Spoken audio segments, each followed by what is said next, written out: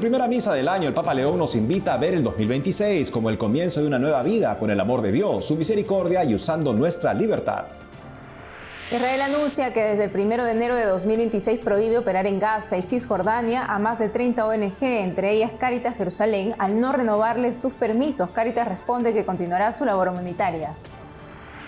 Venezuela inicia el 2026 en tensión paradójica. Mientras el presidente Maduro manifiesta su disposición para un acuerdo antidrogas con Donald Trump, evita confirmar una operación militar de Estados Unidos contra instalaciones de narcotráfico en territorio venezolano cerca de Navidad. Los retos de León XIV en 2026, geopolítica, ecumenismo y cohesión en la Iglesia. Le presentamos el análisis de un especialista en temas del Vaticano. La persecución contra la Iglesia en Nicaragua oculta por temor a las amenazas de la dictadura y los retos para el país en el 2026. Un análisis bajo la mirada experta de una abogada nicaragüense en el exilio. Hola Natalie, feliz año del Señor 2026. Así es, Eddie, un bendecido año para ti y para nuestros televidentes desde los estudios en Lima, Perú. Gracias por iniciar el año con nosotros, amigos. Soy Eddie Rodríguez Morel. Bienvenidos, yo soy Natalie Paredes. En el día de San Basilio Magno y San Gregorio Nacianceno empezamos las noticias con el mensaje del Papa León XIV para el inicio del nuevo año durante su primera misa del 2026. Al amanecer del nuevo año, la liturgia nos recuerda que para cada uno de nosotros, cada día puede ser el comienzo de una nueva vida, gracias al amor generoso de Dios, su misericordia y la respuesta de nuestra libertad. Es hermoso ver el año que comienza de esta manera, como un camino abierto por descubrir. Estas son las palabras del Papa León XIV para la octava de Navidad que cae el día de Año Nuevo. Se celebra el octavo día después de Navidad en la solemnidad de María, Madre de Dios. Es un día que invita a los fieles a comenzar el Año Nuevo con una lección de la Virgen María. Nos aconseja guardar la palabra en nuestros corazones, sumergirnos en el misterio del nacimiento de Cristo y preguntarnos qué quiere decirnos Jesús. De la maternidad divina de María. En la maternidad divina de María, vemos, pues, el encuentro de dos realidades inmensas e inermes. La de Dios, que renuncia a todo privilegio de su divinidad para nacer en la carne, y la de una persona humana que, confiada y plenamente, abraza la voluntad de Dios. A continuación, el Papa León XIV saludó a los fieles a rezar su primer Ángelus del nuevo año. Desde la Plaza de San Pedro habló sobre la Jornada Mundial de la Paz, que también se celebra el 1 de enero por petición del Papa San Pablo VI. Quería reiterar el deseo que el Señor me sugirió al llamarme a este servicio. La paz sea con ustedes. Una paz inerme y desarmante, que viene de Dios, un don de su amor incondicional y que se confía a nuestra responsabilidad. Recordando a los fieles que el Señor nos invita a renovar nuestro tiempo para inaugurar una era de paz y amistad entre todos los tiempos. En el Vaticano, Valentina Di Donato, EWTN Noticias. Por otro lado, Israel informa que este 2026 no permitirá operar en Gaza y Cisjordania más de 30 ONG, entre ellas Cáritas Jerusalén. Las autoridades israelíes afirman que buscan impedir la explotación de los marcos humanitarios con fines terroristas. Según el gobierno, alrededor de un 15% de las organizaciones a quienes se dirige la medida no entregaron información completa y verificable sobre sus trabajadores. Por otro lado, según informó ASI Prensa, se exige como requisito que las organizaciones y sus empleados reconozcan a Israel como Estado judío y democrático, así como el compromiso de no promover acciones legales contra militares israelíes ante tribunales internacionales. En defensa de la misión de Cáritas Jerusalén, el Patriarcado Latino enfatizó que en Israel tiene el estatus de persona jurídica eclesiástica y que continuará sus operaciones humanitarias. La directiva del gobierno llega poco después de que Monseñor Pier Battista Pizzaballa, cardenal de Jerusalén, resaltara ante medios vaticanos la importancia de la ayuda humanitaria para la sobrevivencia de los gazatíes. Ahora escuchemos al padre Gabriel Romanelli, el párroco de la única iglesia en la franja, en el primer día del 2026 desde la sede en la que aún alberga a cientos de gazatíes víctimas de la guerra. No hay casi nadie que sea protestante o nadie verdaderamente, pero eso dejó como una huella. Y algunos es como que le tenían un cierto resquemor de rezarle a la Virgen. Entonces todos estos años hemos tratado de poner más el amor a la Virgen, que en realidad lo tienen, pero que había estado, como digo, por resquemor, por falsas opiniones y pensamientos cerrados, pensando que la Virgen te puede alejar de Jesucristo, cuando en realidad es todo lo contrario, la Virgen siempre te lleva a Jesucristo, siempre. Y qué mejor modo de empezar el año, de terminar el año, de empezar el año, de rezarle a la Virgen. Así que, bueno, le dijeron piropos, le dijeron hermosa, tú eres hermosa. Demos gracias a Dios porque al parecer todo comenzaría a mejorar, pero bueno, también para dar gracias por eso. Les deseo, y en nombre de todos los sacerdotes, los religiosos, las religiosas, los laicos que estamos aquí, les deseamos un feliz Año Nuevo 2026 en la gracia de Dios. Venezuela inició el año con una aparente voluntad del presidente Nicolás Maduro a un acuerdo con Estados Unidos para el combate contra el narcotráfico. Con esta novedad y más en el frente interno empezó el 2026. Nuestro corresponsal Andrés Enríquez nos cuenta. El 4 de octubre. El panorama político venezolano arrancó el 2026 con declaraciones de Nicolás Maduro, quien en una entrevista con el periodista español Ignacio Ramonet, históricamente cercano al chavismo, se refirió a las crecientes tensiones con el presidente de Estados Unidos, Donald Trump, mientras manejaba por Caracas. Este último aseguró a principios de semana que en una operación encubierta, la CIA destruyó una instalación de producción de droga en Venezuela, cerca del día de Navidad, en el que sería, de confirmarse, el primer ataque norteamericano en territorio venezolano. Este jueves 1 de enero, Maduro eludió el tema y remarcó que está dispuesto a entenderse con la administración Trump, especialmente en materia petrolera. Lo que yo sí te puedo decir que el sistema defensivo nacional, que combina la fuerza popular, militar, policial, ha garantizado y garantiza la integridad territorial, la paz del país y el uso y disfrute de todos nuestros territorios. Y nuestro pueblo está seguro y en paz. En medio de la grave realidad en que Venezuela comienza el año nuevo, fueron liberados 87 presos políticos en la madrugada del 1 de enero. Se trata de detenidos por las protestas tras las elecciones presidenciales del 28 de julio de 2024. Algunos estaban sentenciados a 30 años de prisión, incluso por haber enviado mensajes en WhatsApp expresando descontento con el régimen chavista, entre ellos varios menores de edad. Las liberaciones de esta semana se suman a otras 99 el día de Navidad. Y el gobierno de Estados Unidos lo sabe porque se lo hemos dicho a muchos de sus voceros que si quieren conversar seriamente de un acuerdo de combate contra el narcotráfico, estamos listos. Que si quieren petróleo de Venezuela, está lista Venezuela para inversiones estadounidenses como con Chevron, cuando quieran, donde quieran y como quieran. Desde diciembre, Estados Unidos bloquea buques petroleros que transportan petróleo desde y hacia Venezuela, en un intento por sofocar los ingresos de Nicolás Maduro y su círculo, acusados por los Estados Unidos de ser los líderes de un cártel de terrorismo y narcotráfico internacional, conocido como Cartel de los Soles. Asimismo, según CNN, las autoridades venezolanas detuvieron al menos a 5 estadounidenses en los últimos meses, mientras la administración Trump aumenta el número de agentes y aparataje militar en el Caribe, en el contexto de su campaña para combatir el tráfico de drogas en la región. Por su parte, en su mensaje de Navidad, los obispos de Venezuela lamentaron la problemática realidad del país, que no hace sino traer dificultades y obstáculos a la población, especialmente a los más vulnerables.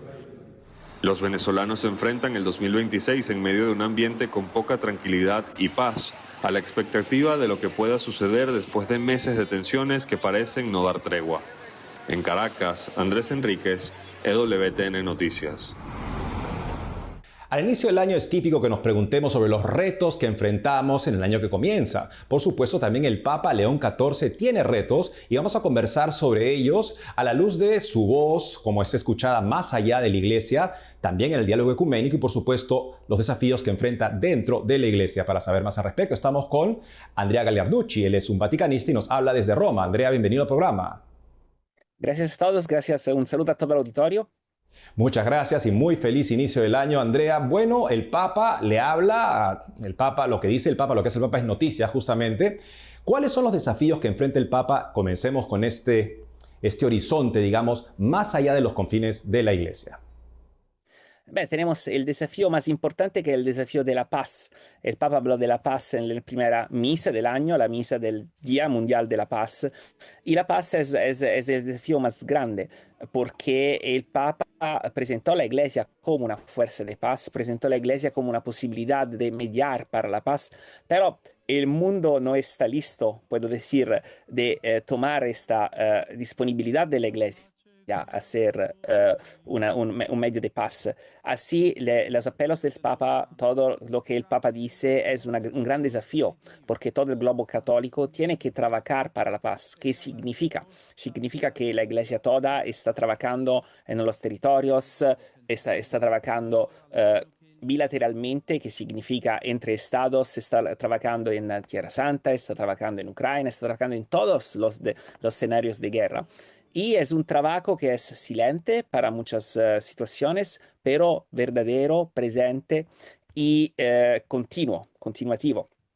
Así, este es el gran desafío. Así es, recuerdo una entrevista, una conferencia a la que asistí del entonces embajador Shakespeare de los Estados Unidos ante la Santa Sede, y él decía: todo el mundo quiere estar en el Vaticano porque es uno de los mejores lugares para escuchar qué está pasando verdaderamente en el mundo por las fuentes que tiene la Iglesia, y eso justamente habla de la importancia. Estas relaciones diplomáticas que tiene la Iglesia con tantas naciones justamente hablan de lo importante que es el rol que juega, aunque tú dices muchas veces discreto en la diplomacia. Sí, no es solo las relaciones que tiene, la Santa Sede tiene relaciones con 184 estados. Es una diplomacia segunda solo a los Estados Unidos para cantidad, pero es toda la red de información que la Iglesia tiene con los misioneros, con los curas, con las parroquias, que es una red de información muy grande, es la más grande del mundo. Cuando está una crisis internacional, la Iglesia es la primera que puede enviar ayudas porque tiene todas las informaciones pronto, inmediatamente. Y este es el gran desafío de la Iglesia y la gran fuerza de la Iglesia también.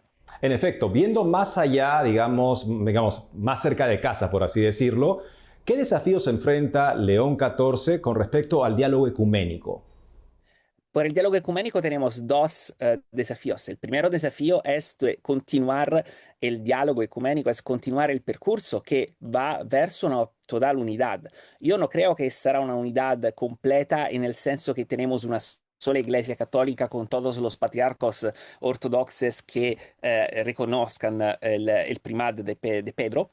Pero creo que podemos haber una suerte de comunidad de intentos donde todas las iglesias cristianas pueden ir juntos. Pero continuar el camino es un gran desafío porque tenemos muchas diferencias entre las iglesias ortodoxas, las iglesias protestantes, las iglesias evangélicas, y es importante tomar un balance entre esto. La segunda dificultad es la dificultad ecuménica, que es colegada al tema de la guerra. Nosotros tenemos una guerra en Ucrania que es una guerra que es alimentada da una iglesia ortodoxa, da una ortodoxia nacionalista como la ortodoxia rusa. Y esta es un tema importante, es el tema del mundo ruso, como fue llamado, como ideología. Y esta ideología es un diálogo muy difícil, porque no se puede dialogar con un nacionalismo sin condenar el nacionalismo cuando el nacionalismo diventa guerra. Así, este es el gran desafío del ecumenismo, tomar un camino de diálogo basado sobre la cristianidad sin entrar en los temas de guerra y nacionalismos. En efecto, ya llegando a casa justamente, ¿cuáles son los desafíos, piensas tú, que enfrenta León XIV en este año 2026 al interior de la Iglesia? Nosotros sabemos que el Papa tiene un consistorio para la discusión con los cardenales enero 7 y 8. Es el primer consistorio de discusión que tiene. Los desafíos están en una carta que el Papa envió a los cardenales diciembre 12, la fiesta de Guadalupe, con 4 temas que van a ser discutidos. Primer tema es hablar de la Evangelii Gaudium, que es la exhortación apostólica de Papa Francisco, y fue el programa de gobierno de Papa Francisco. La segunda es hablar de Predicare Evangelium, que es la constitución apostólica, la reforma de la curia de Papa Francisco, y significa ir a ver si podemos tomar nuevas formas de gobierno o podemos aplicar estas en la manera mejor. Tercer desafío es la sinodalidad. ¿Cómo aplicamos la sinodalidad? Si la sinodalidad es algo más de los obispos o no. cuarto desafío, la reforma litúrgica. Es un desafío más grande porque tenemos este debate, ¿cómo podemos decir? Una sorta de un conflicto entre tradicionalistas y progresivos. Y Papa Francisco un poquito lo alimentó cuando quedó con la liberalización del rito antiguo y Papa León está preguntando a los cardenales de hablar de esto, de ver si podemos solucionarlo diversamente. Así son los 4 temas del consistorio, serán los 4 desafíos del año. Claro, si la sinodalidad va a tener un significado, tendrá que ser ejemplar justamente en el sínodo tradicional, el consejo tradicional, eso significa en latín, del Papa, que justamente es el colegio de los cardenales prontos a reunirse en un consistorio. Andrea Gallarducci, gracias por habernos dado esta perspectiva al inicio del 2026. Gracias a vosotros. Hacemos una pausa y al volver, en un llamado a la paz, el presidente del Episcopado Mexicano exhorta a los más de 100 grupos criminales que operan en el país a deponer las armas y arrepentirse. Además, en la Jornada Mundial por la Paz, el Papa León nos anima a vivir un año de paz, renunciando a cualquier forma de violencia. Regresamos con más noticias con Enfoque Católico.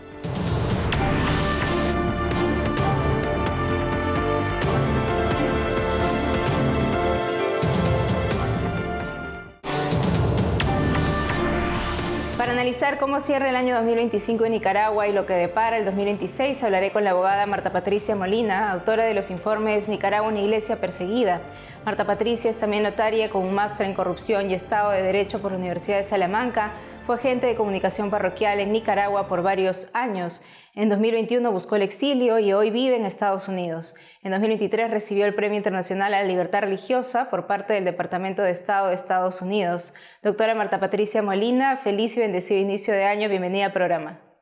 Feliz Navidad y año 2026 a todos ustedes y gracias por esta invitación.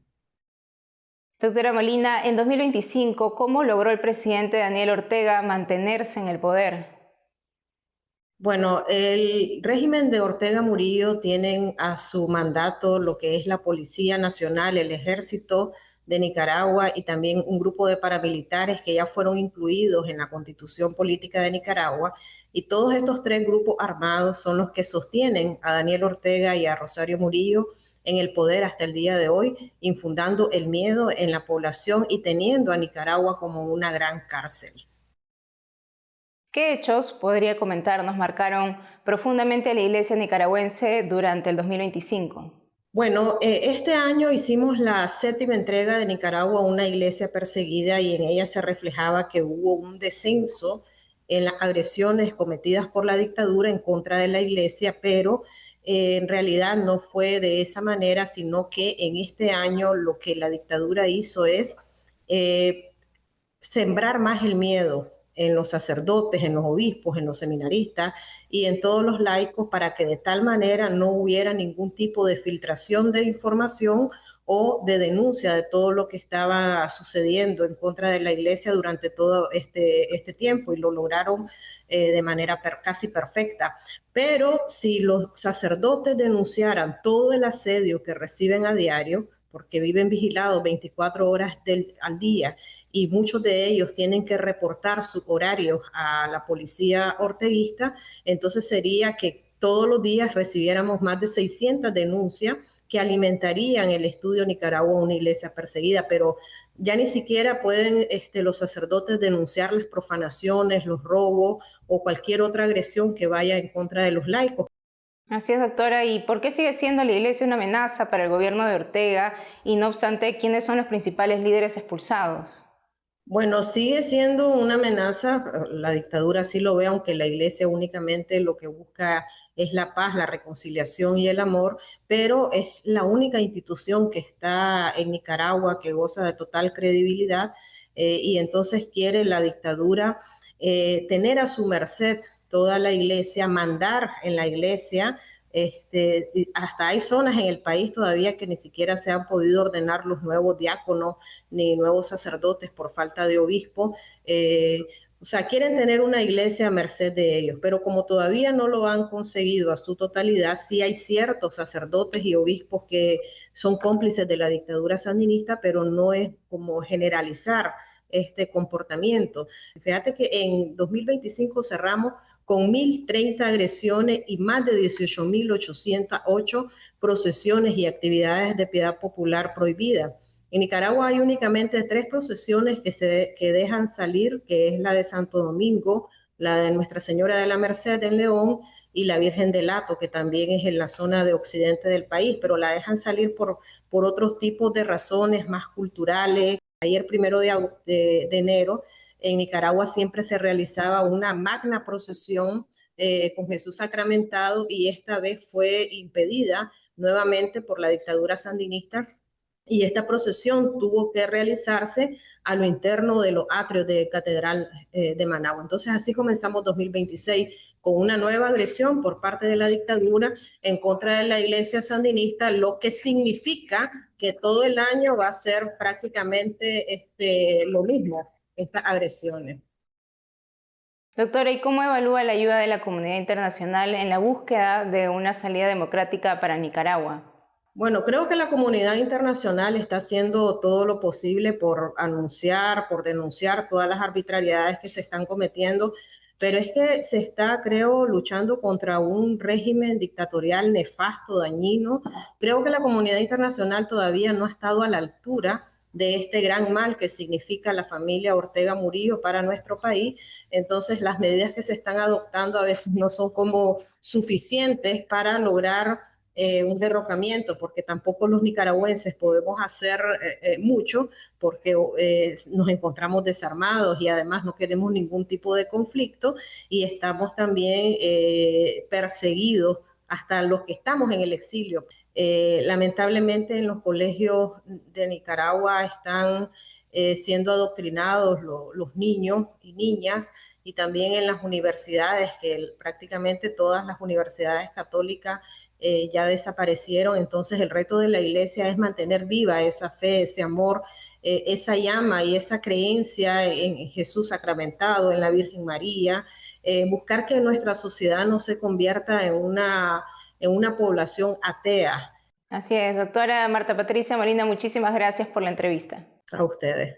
En México, el presidente de la Conferencia Episcopal llamó para el 2026 al arrepentimiento y a la conversión de corazón a los involucrados en el crimen organizado. En entrevista a medios locales, Monseñor Ramón Castro Castro, obispo de Cuernavaca, antes de la misa de clausura del año jubilar, advirtió que la búsqueda de dinero fácil no beneficia a nadie y termina por quemar los bolsillos, el corazón y la conciencia, causando sufrimiento a muchas familias, a pesar de que el 2025 fue el año menos violento en una década, según un informe del diario mexicano El Universal, que cita información filtrada de la Secretaría de la Defensa Nacional. México sigue enfrentando un promedio de 70 homicidios diarios y la presencia de más de un centenar de grupos criminales como el Cartel de Sinaloa, el Cartel Jalisco Nueva Generación y la Nueva Familia Michoacana. El prelado recordó que la Iglesia invita siempre al examen de conciencia y al arrepentimiento y animó a los fieles a ser buenos ciudadanos y miembros de familia, aportando su granito de arena para un México mejor, reporta Así Prensa. Nos despedimos con el llamado del Papa León en el Día por la Jornada Mundial por la Paz. Desde el 1 de enero de 1968, el Papa Pablo VI instauró este día especial de oración al inicio del año. Nos vemos. Queridos, con la gracia de Cristo, comencemos desde hoy a construir un año de paz, desarmando nuestros corazones y absteniéndonos de toda violencia. Al inicio de este año, en el cual se celebra el 8º centenario de la muerte de San Francisco, quisiera hacer llegar a toda persona su bendición, tomada de la Sagrada Escritura. Que el Señor te bendiga y te proteja, que te muestre su rostro y tenga misericordia de ti, que dirija su rostro sobre ti y te conceda la paz. Que la Santa Madre de Dios nos guíe en el camino del nuevo año. Felicidades a todos.